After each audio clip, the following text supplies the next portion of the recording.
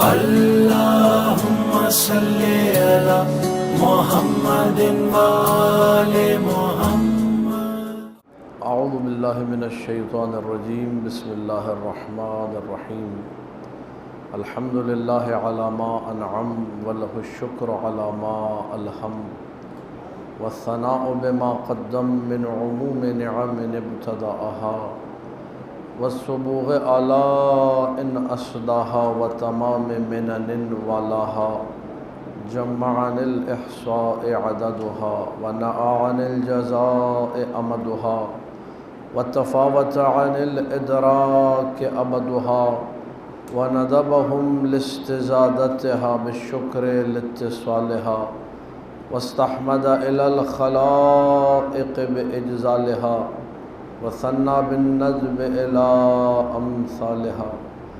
ثم الصلاة والسلام على سيدنا ومولانا أبي القاسم محمد. اللهم صل على محمد وآل محمد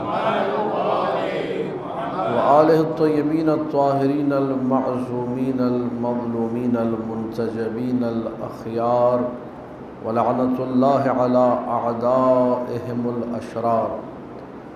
أما بعد فقال مولانا الإمام المهدي صلوات الله وسلامه عليه وأما اللهم صل على محمد وآل محمد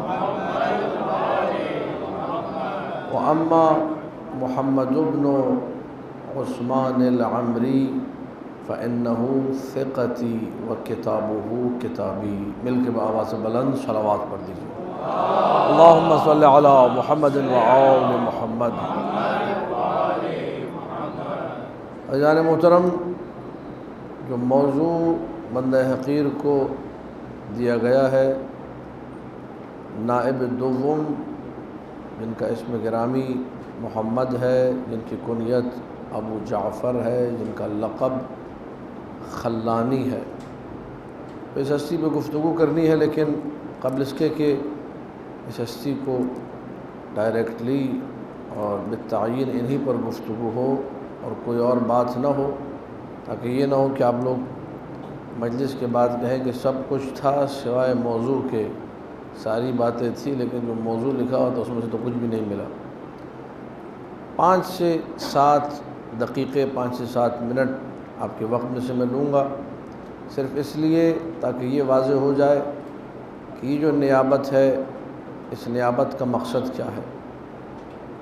چھوٹا عرصہ نہیں ہے، تقریباً 80 سال کا دورانیہ، جس میں 4 نائبین ہیں، 4 نائب ہیں، اور یہ 4 نائب ان بہت ساری دلیلوں میں سے ایک دلیل ہے جو امام زمانہ کے وجود پر دلالت کرتے ہیں. بہت توجہ چاہ رہا ہوں اس نقطے کے اوپر. وہ لوگ جو تلاش میں رہتے ہیں کہ امام زمانہ کے وجود کی کیا دلیلیں ہیں، ولادت ہوئی تھی یا نہیں ہوئی تھی، ایک دلیل یہ ہے کہ 80 سال کا عرصہ کوئی چھوٹا عرصہ نہیں ہے. تقریباً آپ کہہ سکتے ہیں 1 صدی. 1 صدی لوگ ان نائبوں کے ذریعے سے ارتباط میں رہے. ان سے پوچھتے تھے کہ مولا کو دیکھا، کہتے تھے ہاں. جیسے آج نائب ثانی جن کا ذکر ہوگا محمد ابن عثمان سعید، ان سے پوچھا کہ آپ نے مولا کو دیکھا؟ کہا کہاں دیکھا؟ کہ آخری مرتبہ خانہ کعبہ کے گرد دیکھا تھا. اور یہ محمد ابن عثمان ابن سعید عمری جو نائب ثانی ہے، انہی کا مشہور و معروف جملہ ہے کہ امام زمانہ ہر سال حج میں آتے ہیں اور لوگوں کو دیکھتے ہیں، لوگ بھی ان کو دیکھتے ہیں، لیکن لوگ مولا کو پہچانتے. یہ نائب ثانی کا جملہ ہے. تو 80 سال کے عرصے لوگ مسلسل رابطے میں رہے. نیابت کیوں ہے؟ نیابت خاصہ ہے. یہ بالتعین امام خود معین کرتے تھے. آج جس دورانی میں ہم ہیں، کوئی ایسا فقیہ نہیں، کوئی ایسا مجتہد نہیں، کوئی ایسا مرجع تقلید نہیں جو یہ کہہ سکے کہ امام نے مجھے بنایا ہے. کوئی بھی نہیں. نیابت ہے، نیابت عامہ. آپ بھی اگر جائیں گے حوزہ علمیہ میں، کچھ شرائط ہیں، ان کو پورا کرنا پڑے گا. 9 کے قریب 10 کے قریب علوم ہیں، اس سے بھی زیادہ بعض لوگوں کے پاس 12-13 علوم ہیں. ان میں مہارت حاصل کیجئے. ایک شرط روحانیت، تقوی، تزکیہ نفس، توفیقات خیر، تائید الہی، یہ 4-5 چیزیں ایک شرط کاؤنٹ ہوتی ہیں، یعنی رب سے تعلق۔ یہ شرطیں پوری ہو گئی، آپ بھی فقیہ بن سکتے ہیں، آپ میں سے کوئی بھی، ہر ایک میں اہلیت موجود ہے، صلاحیت موجود ہے۔ یہ نہیں کہا کسی حدیث میں کہ فلاں قوم کا بندہ مجتہد نہیں بن سکتا، اردو زبان والے مجتہد نہیں بن سکتے، فارسی زبان والے نہیں، سب بن سکتے۔ لہٰذا یہ نیابت عامہ ہے۔ نیابت خاصہ امام نے لکھ کر دیا ہو، یا امام نے پہلے نائب کو لکھ کر دیا، دوسرے نائب کے لیے پہلے نائب سے حکم کروایا، تیسرے کے لیے اسی طریقے سے، چوتھے کے لیے اسی طریقے سے، یہ نیابت خاصہ ہے۔ لوگوں کو مسئلہ ہوتا تھا مولا سے پوچھنا ہے، کیسے پوچھیں؟ مولا کا بندہ موجود ہے۔ آج کسی فقیہ کے بارے میں یہ نہیں کہا جا سکتا مولا کا بندہ موجود ہے، لیکن یہ 4 جو ہستیاں ہیں، 4 نائبین، یہ اتنے مظلوم ہیں کہ ان کا ذکر تو بہت دور کی بات ہے۔ حالات زندگی، ان کے واقعات، ان کے حوالے سے چیزیں، نام تک شیعوں کو معلوم۔ آپ بتا دیجیے بھائی 4 نائبین کے نام بتا دیجیے، سوائے وہ لوگ جو شوق رکھتے ہیں، سوائے وہ لوگ جو تھوڑا بہت دینی ذوق رکھتے ہیں، ان کے علاوہ آپ پوچھئے 4 نائب، تو اس کو یہ بھی نہیں پتا ہوگا کون سی صدی میں تھے، کون سے پیریڈ میں تھے، کیا ٹائم پیریڈ تھا، غیبت کبریٰ کے ہیں یا صغریٰ کے، بعض لوگوں کو یہ بھی نہیں پتہ ہے، نام دور کی بات۔ 4 نام، پہلے 2 جو ہیں باپ اور بیٹے ہیں، عثمان ابن سعید عمری، جن کے بارے میں احمد ابن اسحاق قمی نے جب پوچھا امام سے کہ مولا ہم کس کے پاس جائیں، ہمیں سوالات کرنے ہوتے ہیں، ہمیں مشکلات ہوتی ہیں، تو کہا ابو عمرو عثمان ابن سعید عمری فإنہ ثقۃ، وہ جو کہے سمجھو میں نے کہا ہے، وہ جو امر کرے سمجھو میرا امر ہے۔ یہ نائب اول تھے عثمان ابن سعید عمری۔ دوسرے نائب انہی کے بیٹے ہیں، محمد ان کا نام ہے، محمد ابن عثمان ابن سعید عمری۔ اور اس نیابت کی خصوصیت یہ ہے کہ باقی تینوں نائبوں کی نیابت ایک طرف ہے، نائب ثانی کی نیابت ایک طرف ہے۔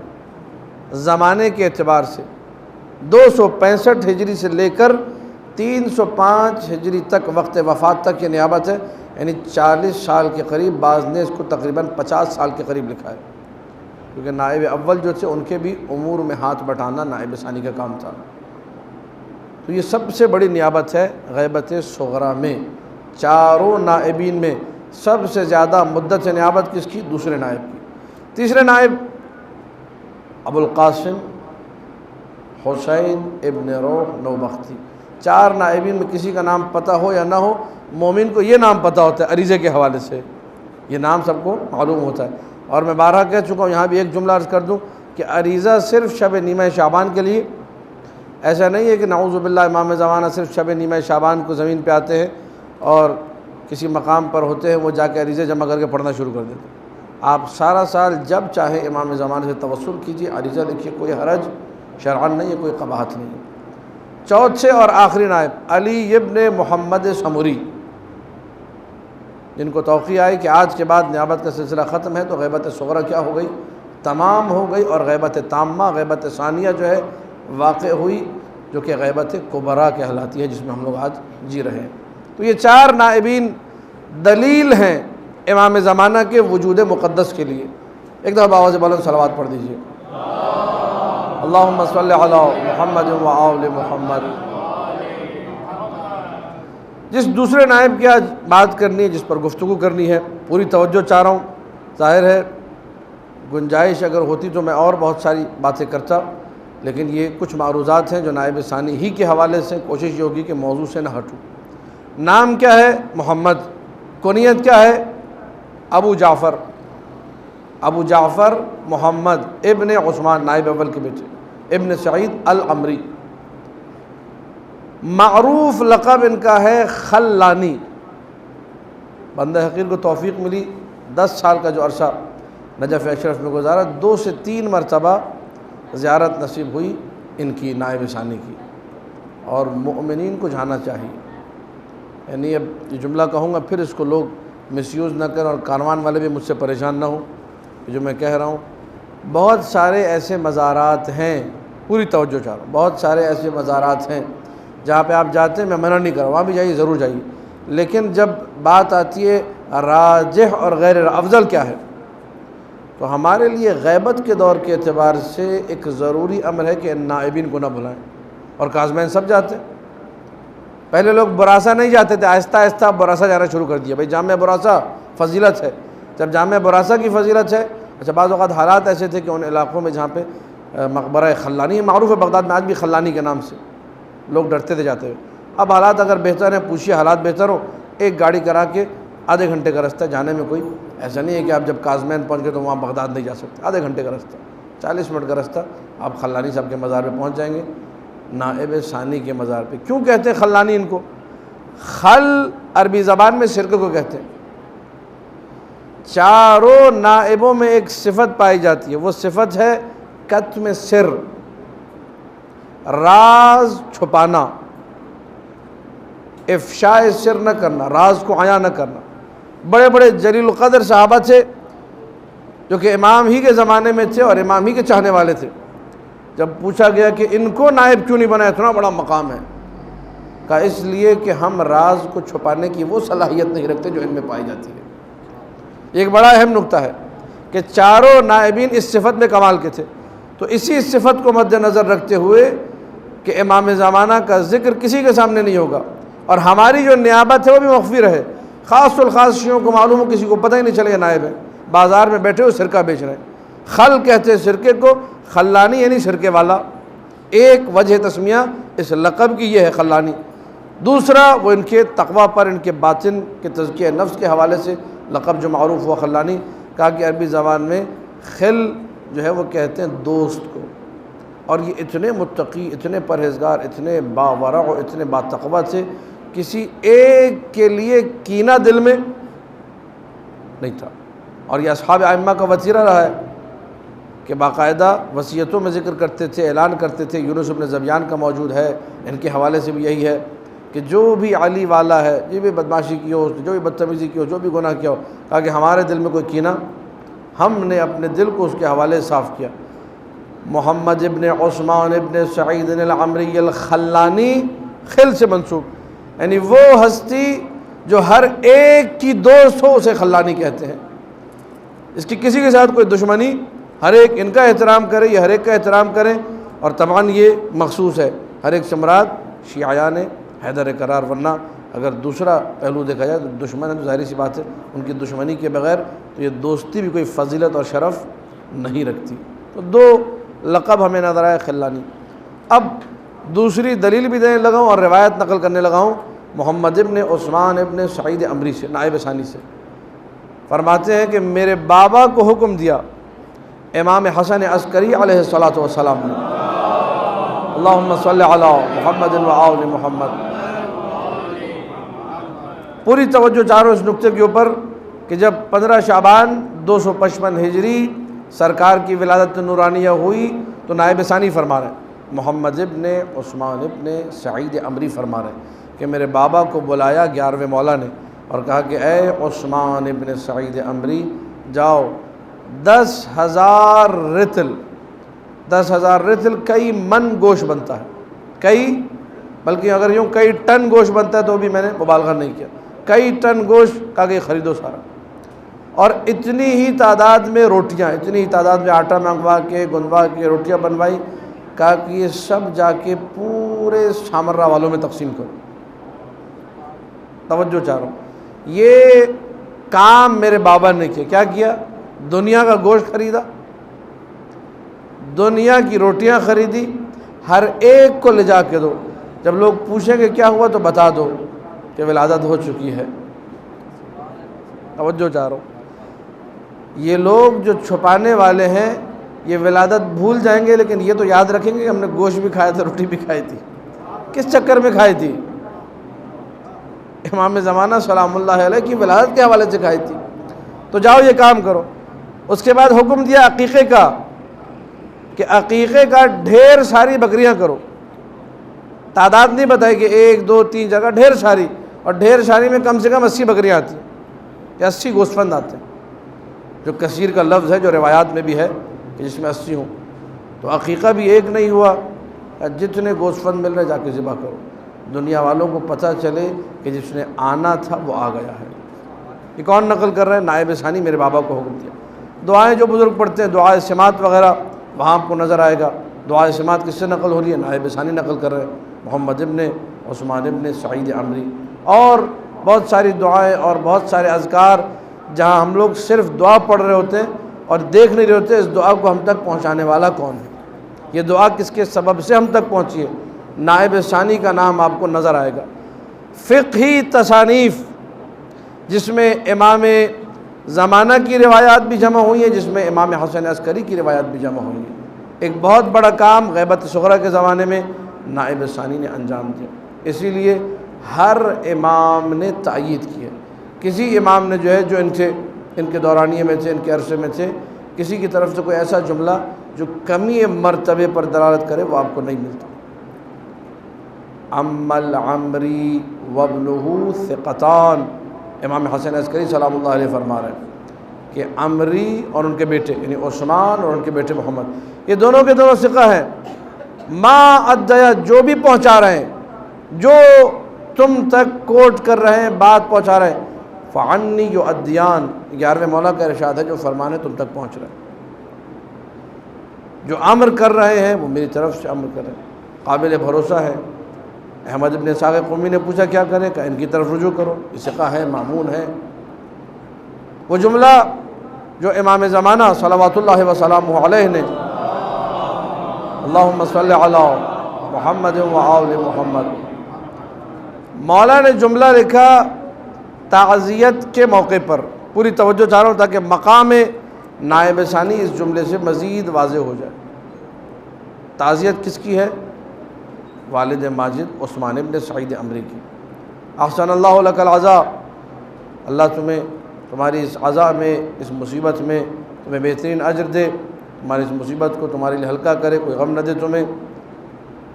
اس کے بعد جملہ دیکھیے کتنا حسین ہے، اللہ نے سعادت کو کامل کیا عثمان کے لیے۔ کیسے کامل کیا؟ رزقہ اللہ ولدا مثلک، اللہ نے سعادت کو ایسے مکمل کیا عثمان نائب اول کے لیے کہ اسے تجھ جیسا بیٹا دیا ہے۔ محمد ابن عثمان ابن سعید عمری نائب دوم، خود ان کی ذات نشانی بن گئی کمال سعادت کے لیے۔ نائب اول کی سعادت کے رازوں میں سے ایک راز، نائب اول کے مقام اور مرتبے کی ایک نشانی، نائب اول کی عظمت کی ایک دلیل یہ ہے کہ یہ ایسا نائب ہے جس کا بیٹا جو ہے محمد ہے جو نائب ثانی ہے۔ 40 سال کا عرصہ نیابت کی ہے، 40 سال امام زمانہ کی خدمت کی ہے، 40 سال لوگوں کو امام زمانہ سے مربوط رکھا، 40 سال امام زمانہ کے ذکر کو لوگوں کے سامنے خاص الخاص کرتے رہے اور ظلمہ سے، ظالم لوگوں سے، بدماشوں سے چھپاتے رہے، حل مشکلات امام زمانہ کے توسط سے، تمام کے تمام معاملات فقیہ کا حل امام زمانہ کے توسط سے، لوگوں کو ایک عہد پورا، ایک پوری عمر ہے 40 سال مربوط رکھا، کس سے؟ وقت کے امام سے۔ اب مولا کا جملہ دیکھیے، اس جملے کو بیان کرنے سے قبل آج پوری تاریخ اٹھا کر دیکھ لیجیے آپ کہ کس فقی کے بارے میں یہ جملہ ملتا ہے۔ تائیدات ضرور ملتی ہیں، تاریخ غیبت کبریٰ میں بہت سارے فقہا ایسے ہیں جن سے مسٹیکس ہوئیں، جن سے غلطیاں ہوئیں، کیونکہ مرجع کو ہم معصوم تو نہیں مانتے، غیر معصوم ہے، لیکن مولا نے آگے ٹھیک کر دیا۔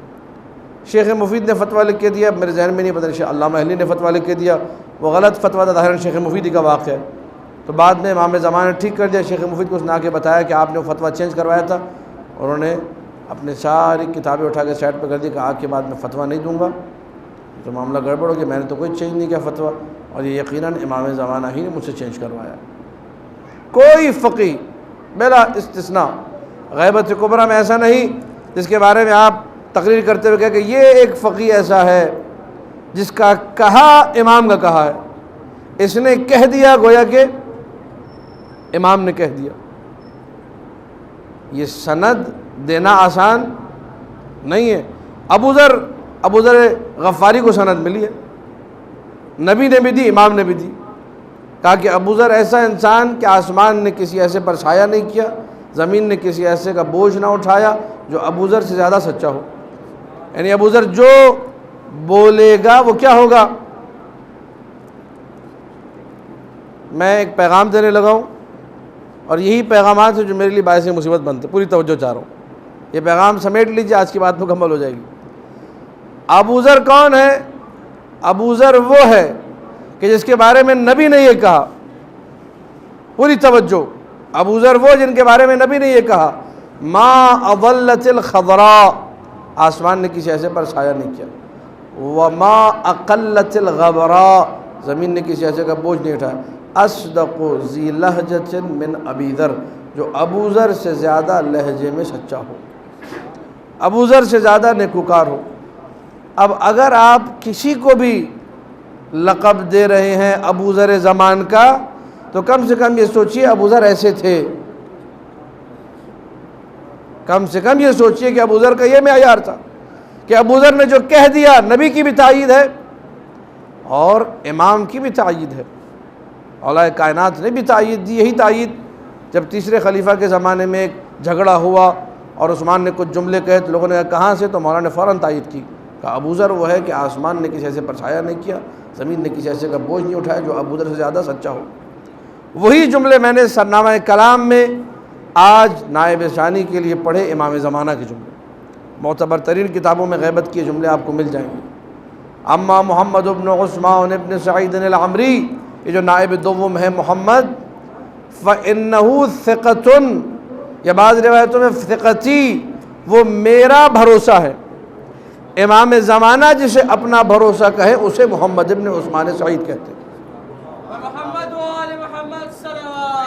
اللہم صلی علی محمد و آل محمد. اب آج ایک زندہ جیتی جاگتی مثال, استفتاء کیا آپ نے sistani.org, استفتاء کیا, پتہ چلا سید رضا سیستانی نے انکار کر دیا, بولا یہ قم سے جواب ہے, ہم نہیں مانتے. یہ وہ ریالٹیز ہیں جو ہم لوگ دیکھ رہے ہیں. قم کی ویب سائٹ سے جواب آیا, نجف جا کے پوچھا, بولا بھائی قم سے جواب دیا, یہ نہیں ایسا ہے.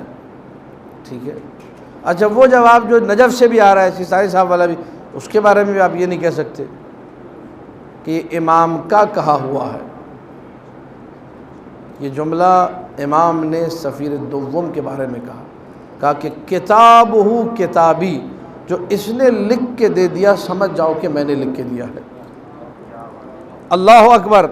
محمد ابن عثمان ابن سعید عمری نائب ثانی وہ ہستی جس کا لکھا ہوا امام کا لکھا ہوا, جس کا کہا ہوا امام کا کہا ہوا. اگر وہ امر کرے سمجھو امام نے امر کیا, اگر وہ لکھ کر دے دے سمجھو امام نے لکھ کر دیا. یہ مرتبہ کسی فقیہ کو آپ کو نظر نہیں آئے گا اتنی مضبوط ترین سند, اتنی قوی ترین سند, اتنا بڑا سرٹیفکیٹ کسی کو ملا ہو امام وقت کی طرف سے. یہ خاص ہے ان نواب کے لیے, اور اس میں بھی نائب دوم محمد ابن عثمان ابن سعید عمری کے لیے کہ جنہوں نے 40 سال خدمت امام وقت انجام دی. ایک دفعہ بآواز بلند صلوات پڑھ دیجیے. اللہم صلی علی محمد و آل محمد.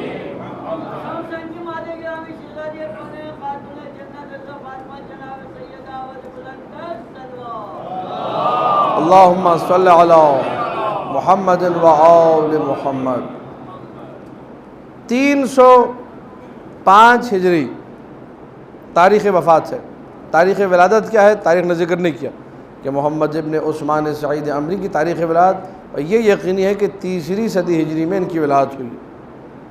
تاریخ وفات 305 ہجری, اور جمادہ الآخرہ, جمادہ الثانیہ, جس کو ہم لوگ یہاں پہ غلط پڑھتے ہیں جمادہ ثانی کر کے, اسی جمادہ ثانی میں اواخر میں 22 23 یا آخری جو عشرہ ہے اس میں ان کی تاریخ وفات ہے. وہاں پر بھی وصیت انہی کی طرف سے آئی. دوسری بڑی جو ہمیں نظر آتی ہے نیابت, وہ نیابت ہے ابو القاسم حسین ابن روح کی. کس نے بنایا؟ انہوں نے امام کے امر سے. بہت سو نے امام کو تو نہیں دیکھا کہ امام نے آ کر بنایا ہو, انہوں نے کہہ دیا تو ثابت ہو گیا. پوری توجہ چاہ رہا ہوں اس نقطے کے اوپر. ان کا لکھا میرا لکھا ہے, ان کا کہا میرا کہا ہے. ورنہ کوئی بڑا سیمینار ہوتا, کوئی بڑی کانفرنس ہوتی, امام زمانہ تشریف لاتے, وہاں پر کہتے کہ ہاں آج یہ بندہ میں نومینیٹ کر رہا ہوں, ابو القاسم حسین ابن روح نوبختی, ان کو تم نے اپنا تیسرا نائب ماننا ہے. انہوں نے بتایا. اس سے آپ سمجھیے کہ کیسے ایک تمہید، ایک تیاری، ایک پورا سلسلہ پلان کیا گیا امامت کی طرف سے کہ لوگوں کو یقین رہے غیبت کے دور میں کہ امام موجود ہے۔ 80 سال ٹریننگ دی گئی، خالی 80 سال ٹریننگ دی گئی کہ امام موجود ہے، امام کی طرف سے امر آ سکتا ہے، امام کی طرف سے حکم آ سکتا ہے۔ غیبت صغریٰ کا دور، حسین ابن روح کو نائب بنایا، انہوں نے جا کے نائب بنایا۔ اب یہاں تک موضوع کی گفتگو تھی، اب 1 سے 2 پیغامات اور تھوڑی سی دیر میں بات کو مکمل کروں گا۔ ایک دفعہ پھر سے بآواز بلند صلوات پڑھ دیجیے۔ اللہم صلی علی محمد و آل محمد۔ علی ابن محمد سمری وہ نائب بنے، 79 ایئرز، 80 سال میں 1 سال کم کا عرصہ، یہ غیبت صغریٰ کا زمانہ ہے۔ اس کے بعد توقیع آئی، اے علی ابن محمد سمری اجمع امرک فیما بینک و بین 6 ایام، اپنے سارے کیسز، اپنے سارے معاملات 6 دن کے اندر اندر سمیٹ لو۔ فَإِنَّكَ مَيِّتٌ، تمہارا انتقال ہونے والا ہے۔ یہ اِنَّكَ مَيِّتٌ جیسے یہاں پر ہے ویسے ہی نائب ثانی کے لیے بھی آیا تھا۔ نائب ثانی کو بھی وقت سے پہلے بتا دیا گیا تھا کہ آپ نے دنیا سے تشریف لے جانا ہے، آپ نے منتقل ہونا ہے، انتقال کا وقت آ گیا ہے، موت کا وقت آ چکا ہے۔ بالکل ایسے ہی ان کے لیے بھی علی ابن محمد سمری۔ اب غیبت ثانیہ، اب غیبت تامہ۔ اب یہاں پہ چونکہ موضوع آج میرا نیابت تھا، جتنی گفتگو میں نے کرنی تھی نائب ثانی پہ وہ کر لی، صرف ایک نقطہ آپ کی خدمت میں عرض کروں گا، اور وہ ہے اسی توقیع کے حوالے سے جو نائب چہارم کے لیے آئی، جس توقیع میں یہ جملے ہمیں نظر آتے ہیں کہ اے علی ابن محمد سمری، آج کے بعد توجہ چاہ رہا ہوں، ان نکات کو خدا را حل کیجئے، یہ دقائق ہیں، یہ باریکیاں ہیں جن کی طرف لوگ متوجہ نہیں ہوتے۔ سطحی لوگ، چھلکا پسند لوگ، چھلکے کے پیچھے رہنے والے، مغز پہ توجہ نہیں ہے، مغز کے چکر میں نہیں ہے۔ کچھ لوگ ہوتے ہیں بیج کھانے کے ماہر ہوتے، مغز چبا جاتے، چھلکا پھینک دیتے۔ کچھ الٹے ہوتے، وہ چھلکا چباتے، چھلکے اندر لے جاتے، مغز باہر پھینک رہے ہوتے۔ کم ہوتے ہیں ایسے لوگ، لیکن ان معاملات میں زیادہ ہوتے ہیں، کیونکہ وہاں بیج سے فائدہ اٹھانا ہے، وہ ظاہری بیج ہے۔ یہاں بیج اور چھلکے میں تمیز نہیں ہے۔ یہ جو معاملات ہیں، دینی معاملات، یہ جو معنوی اور اسپریچولیٹی اور فیتھ اور بلیف سے تعلق رکھنے والی چیزیں ہیں، یہاں انسان چھلکے میں اور بیج میں فرق نہیں کر پاتا۔ اس کی وجہ سے بعض اوقات منہ میں چیز تو لے جاتا ہے، لیکن بیج باہر پھینک دیتا ہے، چھلکا ہضم کر لیتا ہے، اور جب چھلکا ہضم ہوتا ہے تو معدہ خراب ہوتا ہے، اور جب معدہ خراب ہوتا ہے تو معاملات بگڑنا شروع ہو جاتے ہیں۔ لہٰذا پوری توجہ چاہ رہا ہوں اس نقطے کے اوپر کہ چوتھے نائب کو جب لکھا کہ آج کے بعد کوئی سفارت نہیں، کوئی نیابت نہیں، یہ 4 نائبوں کا سلسلہ ہے، جس میں نائب علی ابن محمد سمری سے پہلے جتنے نائب تھے میں نے ذکر کیا، دوسرے نائب محمد ابن عثمان ابن سعید عمری، وہ کہتے تھے کہ میں نے مولا کو دیکھا ہے، وہ ادعا کرتے تھے، کسی میں ہمت نہیں تھی جھٹلانے کی، وجہ مولا خود کہہ چکے ہیں، جو یہ کہہ دے سمجھو میں نے کہا ہے، جو یہ لکھ دے سمجھو میں نے لکھا ہے۔ آپ نے دیکھا ہے؟ کہاں دیکھا ہے؟ کہ آخری مرتبہ خانہ کعبہ کے پاس دیکھا تھا، دست دعا امام زمانہ نے بلند کیے ہوئے تھے، اللہم انجز لی وعدی، اور اللہ جو وعدہ مجھ سے کیا اسے پورا کر دے، وانتقم بی من اعدائی، میرے وسیلے سے دشمنوں سے انتقام لے۔ یہ دعائیں کرتے ہوئے کس نے سنا، کس نے دیکھا؟ محمد ابن عثمان سعید عمری نے، اور انہوں نے یہ فرمایا ہر سال حج کے موقع پر امام زمانہ آتے ہیں، لوگ انہیں دیکھتے ہیں لیکن نہیں پہچانتے۔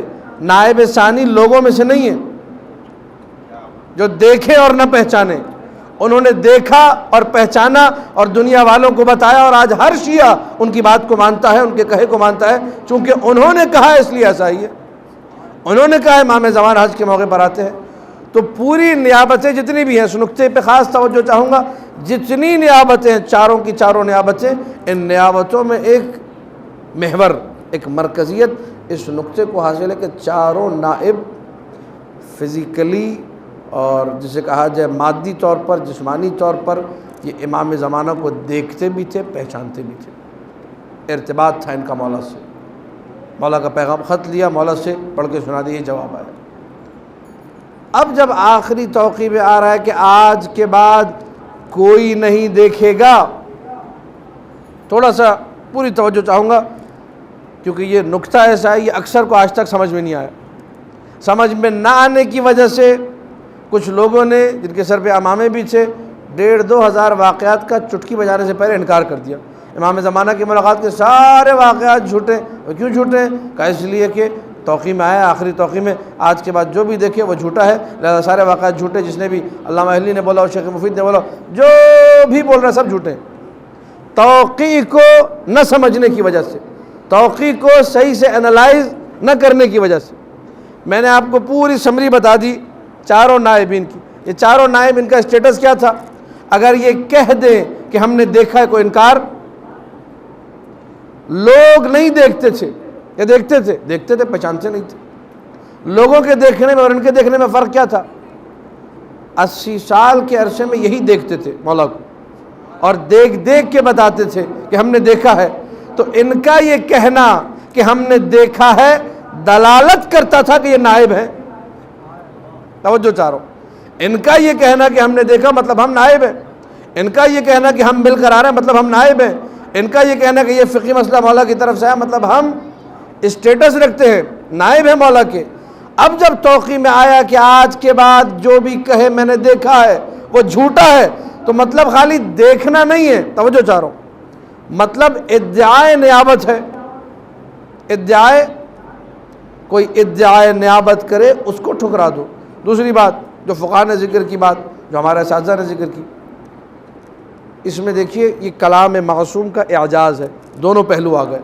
ادعائے نیابت کرے وہ جھوٹا ہو گیا، یہ قدر متیقن ہے، توقیع سے نکل رہا ہے۔ دوسری چیز کہا جو بھی یہ کہے، غیبت کبریٰ کی بات ہو رہی ہے، اب غیبت صغریٰ ختم، غیبت صغریٰ میں 4 نائب تھے، اب بات ہو رہی ہے غیبت سے آج کے زمانے کی بات ہو رہی ہے۔ جو بھی یہ کہے، جو بھی کہ میں نے امام زمانہ کو دیکھا ہے، تم فوراً چھوٹتے کو جھوٹ بول رہے ہو۔ ہماری شرعی ذمہ داری کیا ہے؟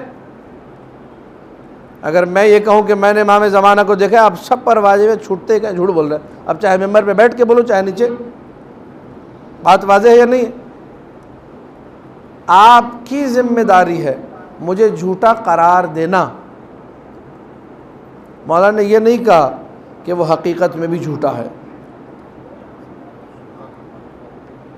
مفترا ہے، متہم ہے، فتہموہ، متہم کرو اسے، فوراً کہو۔ کیوں؟ تاکہ دکان نہیں کھلے، تاکہ مارکیٹنگ نہ ہو، تاکہ چندہ جمع نہ ہو، تاکہ امام زمانہ کے نام پہ کاروبار نہ ہو۔ ہمارے استاد علامہ طالب جوہری رحمۃ اللہ علیہ نے اپنی کتاب علامات ظہور مہدی میں لکھا، اور یہ جملہ ایک تجربے کے بعد اور کتب کے مطالعے کے بعد، کیونکہ ان سے ہم نے ڈائریکٹلی بھی پوچھا، وہ عرض کرتے تھے، یہ بتاتے تھے کہ یہ جملہ میں نے ایسے نہیں لکھا، اس کے پیچھے پوری ایک جسے کہتے ہیں تھیوری ہے۔ جملہ یہ ہے، غیبت کبریٰ میں امام زمانہ کی ذمہ داریوں میں سے ایک ذمہ داری، بہت سنگین اور بھاری جملہ، ہلکا جملہ نہیں ہے کہ کوئی آ کر یہ کہے امام زمانہ کی ذمہ داری ہے۔ امام زمانہ کا یعنی منصب جو ہے امامت والا، اس کا اسٹیٹس، اس کا تقاضا ایک ہی ہے۔ ہم تو کون ہوتے ہیں ہم ذمہ داری معین کرنے والے؟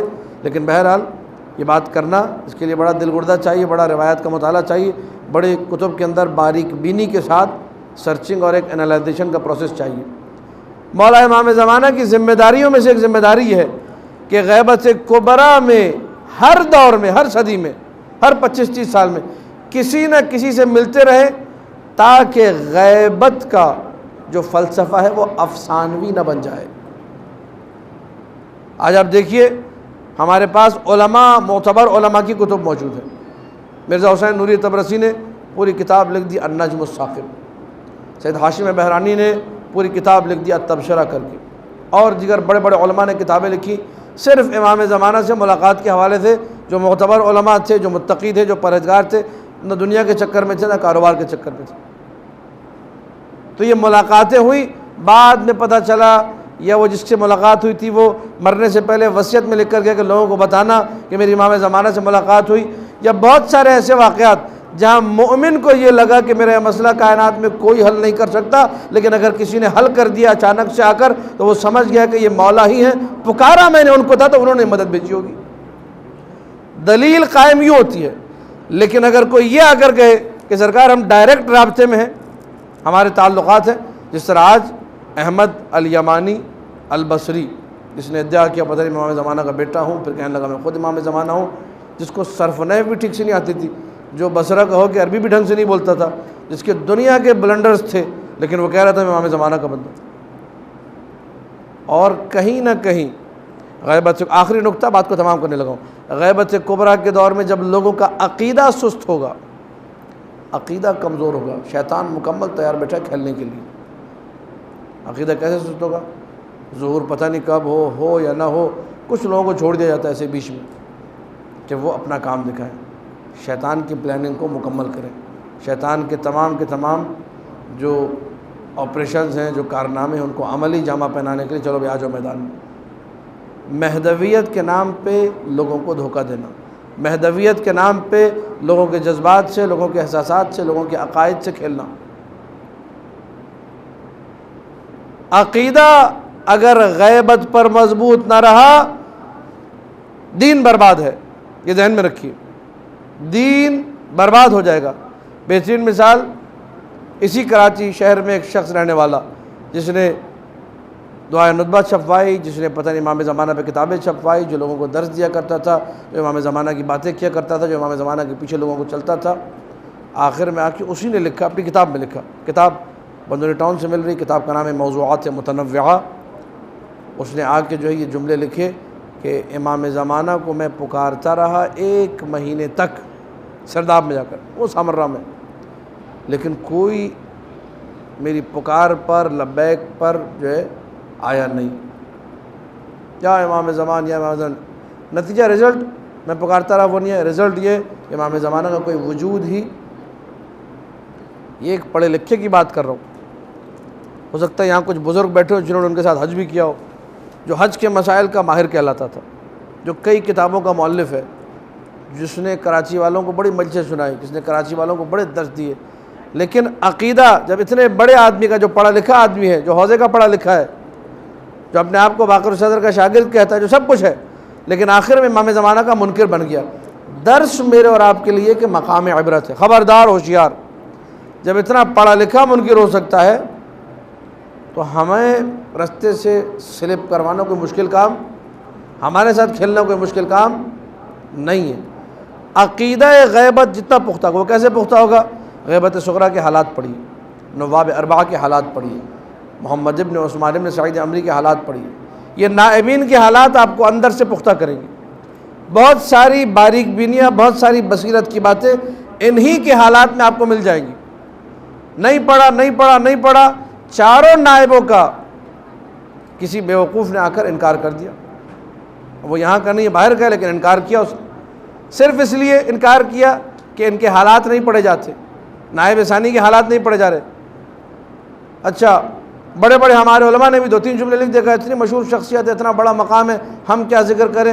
انہوں نے یہ شاید کوتاہی کی، وہ بھی گلے کو آئی، کہا کہ اتنے بڑے عالم نے نہیں لکھا، کچھ تھا ہی نہیں تو لکھتے کیا، کچھ تھا ہی نہیں تو لکھتے کیا. یہ جملہ کہہ کے نائب ثانی کا انکار، نائب سوم کا انکار، نائب چہارم کا انکار، کہ ان کے بارے میں تو کچھ ملتا ہی نہیں، لہٰذا غیبت صغریٰ کے تصور کو ہی ڈاؤٹ فل بنا دیا. پتہ نہیں غیبت صغریٰ تھی بھی یا نہیں تھی، یہ سب شیعوں کا بنا ہوا کھیل تماشا ہے، دکان چمکانی تھی، امام زمانہ کے نام پہ نعوذ باللہ پیسہ کمانا تھا.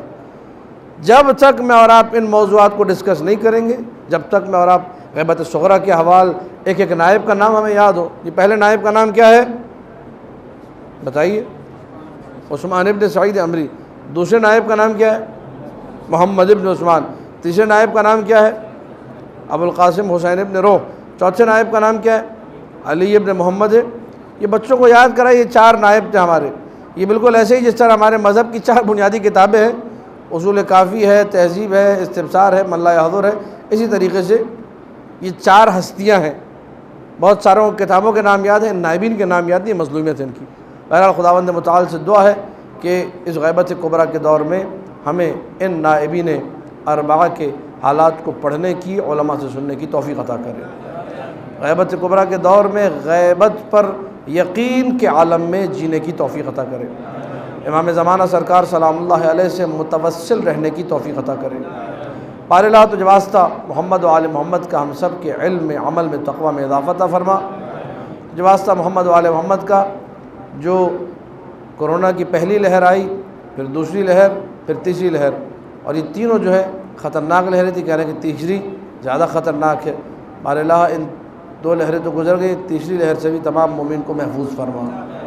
بار اللہ تو جب واسطہ محمد و آل محمد کا جو مریض ہیں ان کو شفاء کامل و عاجل عطا فرما، جو ہمارے بزرگ ہیں ہمیں ان کا احترام کرنے کی توفیق عطا فرما، خاص طور پہ مراجع کرام علماء حقہ کا احترام کرنے کی توفیق عطا فرما۔ تشیع میں تصوف بڑھ رہا ہے، صوفیت سے، صوفیت کے شر سے ہم سب کو محفوظ فرما۔ جب واسطہ محمد و آل محمد کا سرکار کے ظہور میں تعجیل فرما، ہم سب کو ان کے اعوان و انصار میں شامل ہونے کی توفیق عطا فرما۔